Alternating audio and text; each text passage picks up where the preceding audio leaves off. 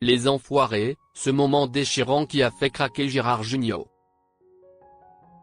Lors du récent concert des Enfoirés, Gérard Jugnot n'a pas su cacher ses émotions à la vue du portrait de l'un de ses plus anciens amis, comme le rapportent nos confrères de Télémagazine. Début janvier, plus de 50 artistes étaient réunis sur la scène de la Sud de France à Montpellier pour le traditionnel rendez-vous des Enfoirés. Parmi eux, de nouveaux venus à l'image du précédent gagnant de la Star Academy Pierre Garnier, du trompettiste Ibrahim Malouf ou encore des comédiens François-Xavier de Maison et Alex Lutz. Les irréductibles de cette série de concerts au profit des Restos du Cœur ont également répondu à l'appel.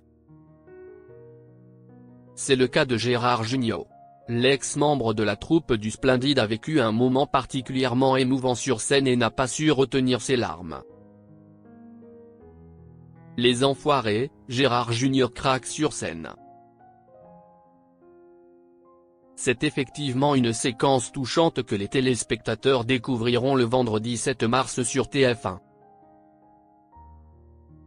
Pour cette nouvelle édition, les Enfoirés ont rendu hommage à Michel Blanc, mort en octobre dernier à l'âge de 72 ans à la suite d'une violente réaction allergique.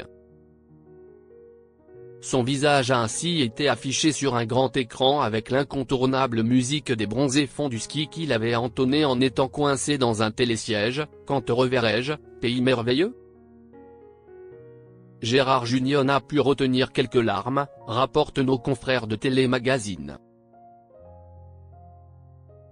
Un moment poignant face à un public, lui aussi, très touché par le souvenir de celui qui a incarné l'inimitable Jean-Claude Duss. Les Enfoirés ont aussi tenu à saluer la mémoire de Françoise Hardy, décédée en juin 2024. Les Enfoirés, Gérard Jugnot inconsolable après la mort de son ami. Gérard Jugnot avait été le premier comédien à réagir à la mort de Michel Blanc. « Putain Michel. Qu'est-ce que tu nous as fait ?» avait-il lâché sur Instagram le soir de sa mort. C'est un énorme coup de massue, avait ensuite déclaré l'interprète de Bernard Morin dans Les Bronzés, interrogé dans la matinale d'RTL.